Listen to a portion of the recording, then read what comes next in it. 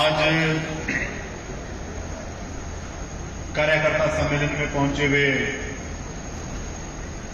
हमारी पार्टी के वरिष्ठ नेता आदरणीय कॉमरेड हेतराम जी बेनीवाल साहब, हमारे राजस्थान के लोकप्रिय विधायक साथी बलवान जी पूनिया साहब, हमारे किसान सभा के वरिष्ठ साथी गुरचंद सिंह जी मोड़ साहब, सम्मानित मंच, बुजुर्गों, नौजवान दोस्तों, मेरी माताओं बहनों, मैं आज के कार्यक्रम में मेरी पूरी टीम की ओर से, मेरी पार्टी की ओर से आप सबका तहे दिल से शुक्रिया अदा करना चाहता हूं। एक छोटे से बुलावे पर बहुत ही भारी संख्या में आपने पहुंच के जो मुझे आशीर्वाद दिया है, मेरा मान सम्मान किया है,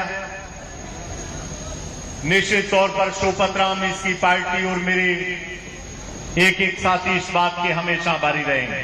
बहुत बहुत धन्यवाद। सर साथियों, आज विधानसभा चुनाव की शुरुआत के लिए हमारे सारे साथियों की इच्छा थी कि 274 बूथ रायसा नगर विधानसभा के अंदर है, जो पानी के संघर्षों में मेरे साथ रहे हैं, जो आम जनता की लड़ाइयों में मेरे साथ रहे हैं, जो पिछले चुनाव के अंदर मेरा तन मन धन से सहयोग किया था, उन सब साथियों को बुलाया जाए और आने वाले चुनाव के तैयारियों के पर हमें चर्चा करनी चाहिए। मैं साथियों अक्सर गांव में कहता हूं कि पिछले चुनाव में जब मैं रायसा नगर विधानसभा के एक एक गांव में जब जनता की अदालत के अंदर गया था, मेरी गारंटी देने के लिए 90 साल के आदरणीय कॉमरेड हेतराम जी बेनीवाल ने आपके गांव के चौपाल में एक वचन दिया था कि अगर शोपतराम जीत के रायसा नगर से राजस्थान की विधानसभा में गया तो राजस्थान की विधानसभा में गूंगा पहलवान बन के नहीं बैठेगा, वहां पर किसान, मजदूर, व्यापारी, आम जनता की आवाज को लगातार उठा के उसका समाधान कराने की कोशिश करेगा। और अगर मुझे मौका नहीं मिला तो शोपतराम दूसरे नेताओं की तरह नहीं है जो अपने जाके घर बैठ जाएगा।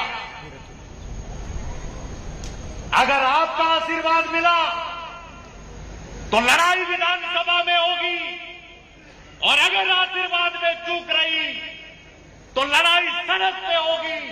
और मैं 4.5 साल बाद कहने आया हूं, मैं रायसा नगर की जनता से कहने आया हूं कि बताओ, नहर में पानी नहीं आता, शोपतराम गाड़ी के माइक लगा के आपके गांव गांव के अंदर हाजिर हो।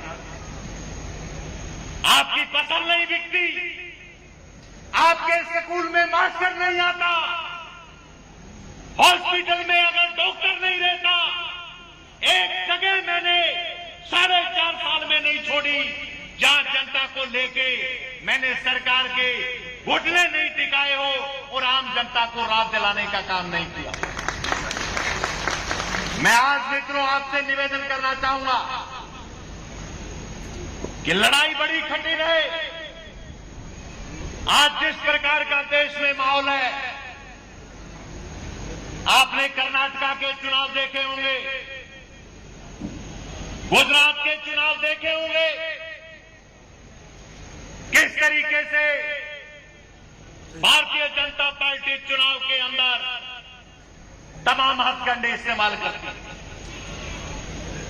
एक एक सीट पे लाखों करोड़ों रुपए खर्च करती है।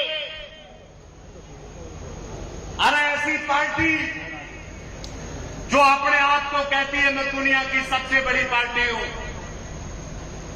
एक ऐसी पार्टी जो कहती है मैंने 50 साल राज किया है, उन पार्टियों के खिलाफ शोपत राम ने मोर्चा खोलने का काम किया है। मैं साथियों निवेदन करना चाहूंगा कि चाहे वो 3 काले कानूनों के खिलाफ दिल्ली में चला संघर्ष हो और चाहे लगातार आईसीएसपी और गंगनहर के अंदर पानी की बात, आज गवाह बैठे हैं वो चले। अरे 2021 में 1354 फीट पानी में सिंचाई विभाग कह रहा था 2.5 बारियां मिली। सारे नेता चुप बैठे थे। मैं एक एक गांव के अंदर किसान मित्रों गया और मैंने विश्वास दिलाया कि किसान भाइयों साथ दीजिए। जैसे पहले सरकार को बच्चू बना के आपके खेत में पानी लेके आए थे, फिर पानी लेके आएंगे। जब मैंने विजयनगर जलसा बुलाया, जब अनूपगढ़ जलसा बुलाया, चीफ इंजीनियर अखबार में दे रहा था कि पानी है इतना, आंदोलन से क्या होता है। और मेरा एक वार्ता का वीडियो भी वायरल हुआ। एक बिगड़ेल चीफ इंजीनियर था मित्तल। मैंने कहा मित्तल, शोपत राम से लिखवा के ले ले, हम उस जमात के लोग हैं, उस झंडे के सिपाही हैं जिन्होंने पिछले सालों के अंदर सरकारों के नाक रगड़वा के अपने फसल का बिजान और पकवान किया। तेरे को भी झुकाकर पानी लेके आएंगे। और जो कह रहे थे 2.5 बारियां हैं, किसान मित्रों 6-6 बारियां हमने दिलाने का काम। आज ये सम्मेलन था, मेरे सारे टीम के साथी तैयारियां लगे हुए थे। गंगनहर के हालात आप देख रहे हैं। अरे 250 क्यूसेक से पानी पाकिस्तान जा रहा है। अरे पुलवामा हमले के समय जो मोदी भाषण कह रहा था कि खून और पानी पाकिस्तान की तरफ साथ नहीं चलेंगे। अरे लाखों क्यूसेक पानी हरी के बैराज से पाकिस्तान गया, लेकिन हमारे किसान नरमे की फसल है, पानी के अभाव के अंदर झुलस रही है। आज गंगनहर के अंदर 700 पानी रह गए। ये तकलीफ शोपत राम को, ये तकलीफ कालूराम हेतराम जी को, हमारे साथियों को हुई कि जब हम तैयारियां लगे हुए थे तभी हमने कार्यक्रम बनाया कि मंगलवार के दिन गंगानगर के गुरुद्वारा सिंह सभा में इकट्ठे होकर एक बार फिर सरकार से मुकाबला करेंगे, एक बार फिर पानी लाएंगे और हमारी नरमे की फसल को पानी के अभाव के अंदर नहीं जाए। मैं साथियों ज्यादा कुछ नहीं कहूं। हमारे साथी बलवान जी पूनिया, आदरणीय कामरेड हेतराम जी बेनीवाल 91 साल की उम्र में आज की सभा के अंदर मुझे आशीर्वाद देने के लिए आए। आप सब इनको सुनना चाहते हैं, लेकिन मैं निवेदन करूंगा कि 3-4 महीने का वक्त रहा है। अकेला शोपत राम कुछ नहीं कर सकता, कालूराम कुछ नहीं कर सकता। आप एक एक साथी को लगना पड़ेगा। हमें 10-10, 20-20 परिवारों से जो उनके पाले में थे उनसे संपर्क करना पड़ेगा। और सिर्फ जाने की देरी है मित्रों,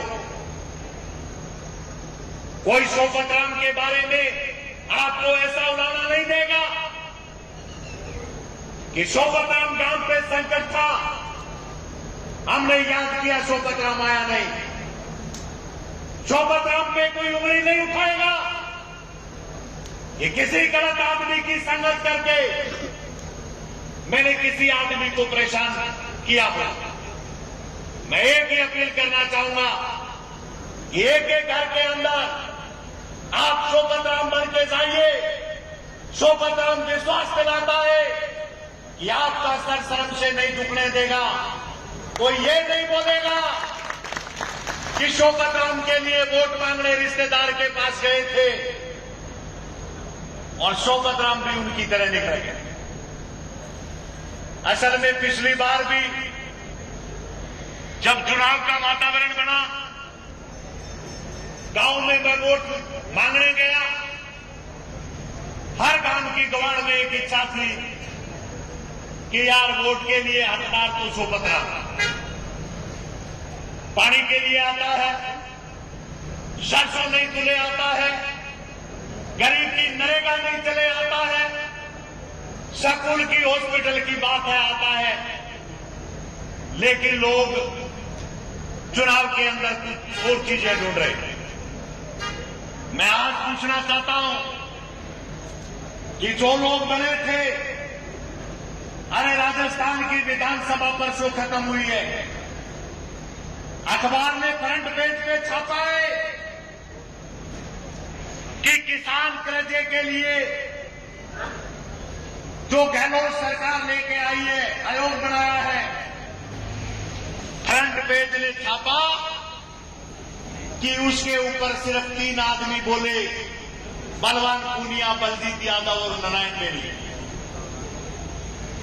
अरे गंगानगर जिले में आग लगी हुई थी, मैं गढ़साना में, विजयनगर में किसान को लेके पानी की लड़ाई लड़ रहा था।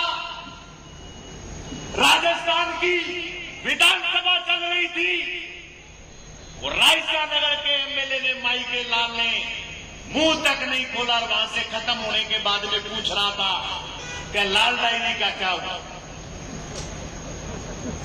अरे लाल डायरी का पता नहीं। अरे विधायक की स्थिति समझ करो, रायसा नगर की लाखों जनता जानना चाहती है कि चोमू से जिस कंपनी को लेके आए थे, खूनदान के नाम पर उस खूनदान का क्या हुआ। अरे यूपी के अंदर जो पकड़ी गई, पत्रकार बंधु बैठे हैं, सीपी जो सीडी अध्यक्ष आए उनसे पूछ लिया, भाई खून बेच दिया लोगों का, तो कह के चले गए कि हम जांच करवा रहे। इसलिए मित्रों, भीषण उमस में, गर्मी में आप सारे लोग आए हैं। ये जो 3-4 महीने का समय है, मैं मेरे सारे मित्रों से, आगे कार्यकर्ताओं से निवेदन करूंगा, एक एक घर के अंदर प्रोग्राम।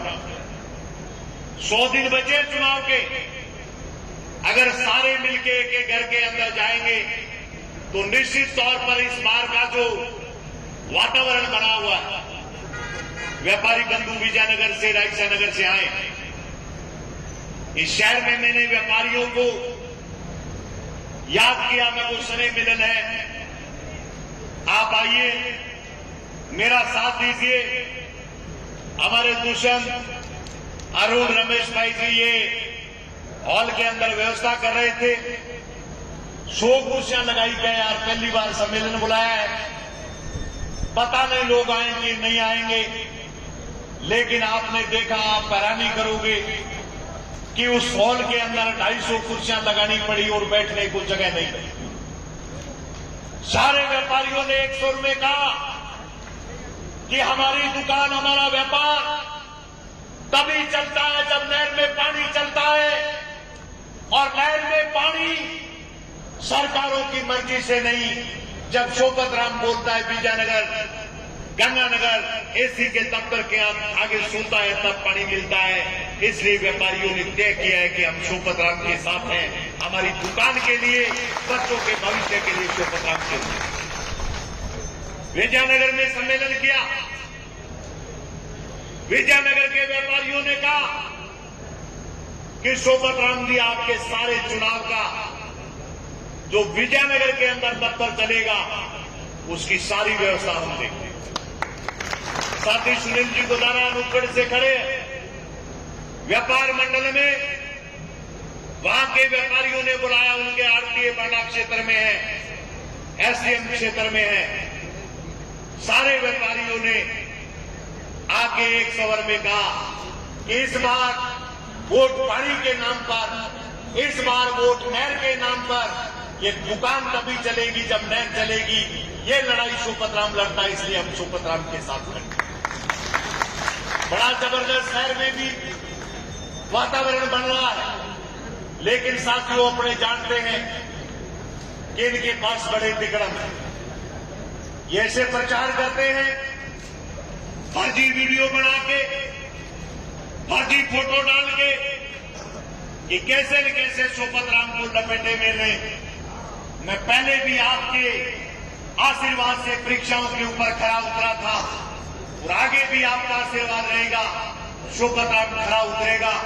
मैं यही गुजारिश करते हुए कि इन 100 दिनों के अंदर एक एक कार्यकर्ता 10-10 परिवारों के जाए, मिन्नतें करे कि इस बार वोट नहर के नाम पर दो, इस बार वोट संघर्ष के नाम पर दो, तो निश्चित तौर पर अपने को चुनाव के अंदर कोई नहीं रोक सकता।